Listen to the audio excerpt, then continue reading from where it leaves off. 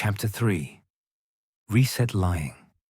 Looking up toward the sky, I saw like no other.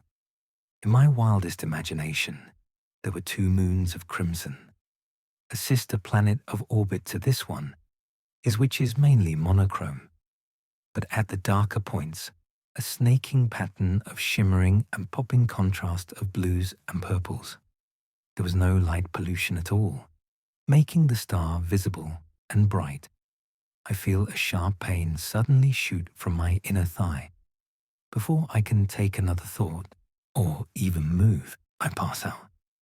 I reawaken again as I ingested and started drinking a thick and bitter liquid, twitching my eyes open.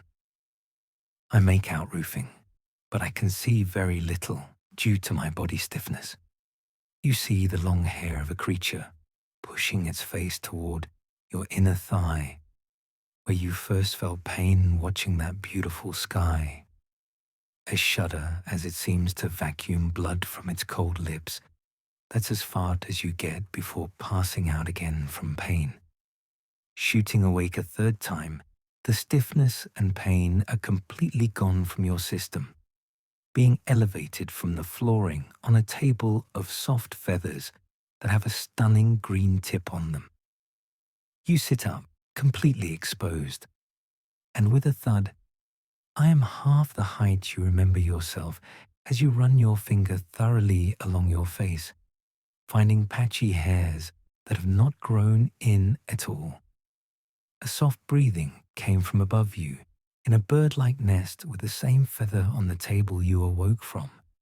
Not keen on finding what's in that space, you look around, seeing an open fire burning purple and scrolled parchment stashed everywhere. A bench stained in a multitude of colors. Lots of sharp and extravagant-looking knives and daggers strung up on ropes hanging from the roofing like lights. Bows and arrows with different tips and feathers lay in bags scattering the room. Slowly and as weightless as possible, you approach what looks like a door. Pushing on the rounded wood opening, you see an amazing shimmer from many mirrors, scattering barrels that line the room with purple see-through liquid. The flooring was carved out like a meteor had fallen, and their stools lined the outside of it. Knowing it wasn't the exit, you close the door and turn to face a larger opening, seeing something on what like a mushroom.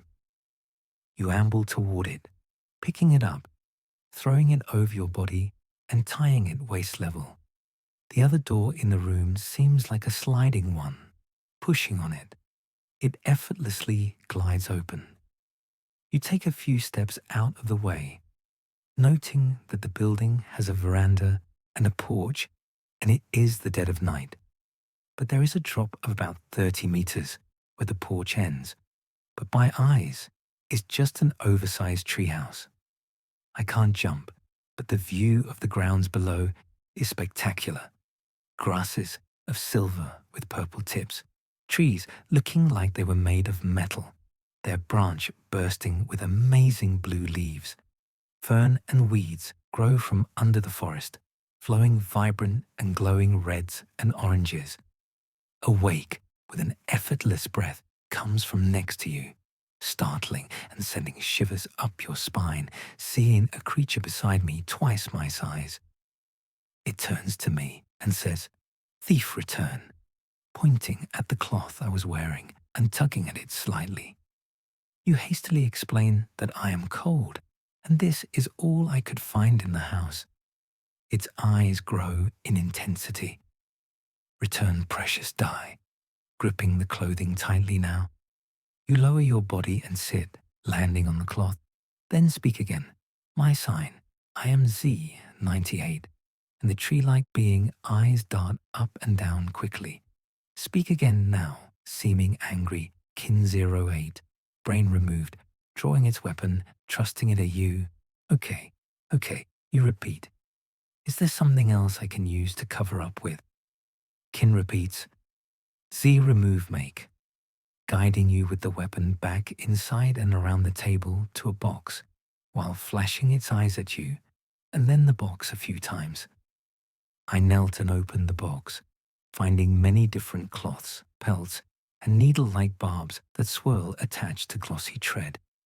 Seeing the frustration reaching a boiling point in the creature's actions, you disrobe.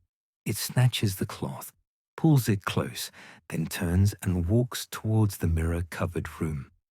I pick up a few different clothes and pelts, some of them so heavy I couldn't even pull at them. I started in the construction of clothing, starting with undergarments. I do not want to stay exposed 1 second longer than I had to. Kin returns from the mirror room, still visibly shaken, with eyes in confusion towards me. Kin speaks, "Wear minus skin," pointing to the one in your hand.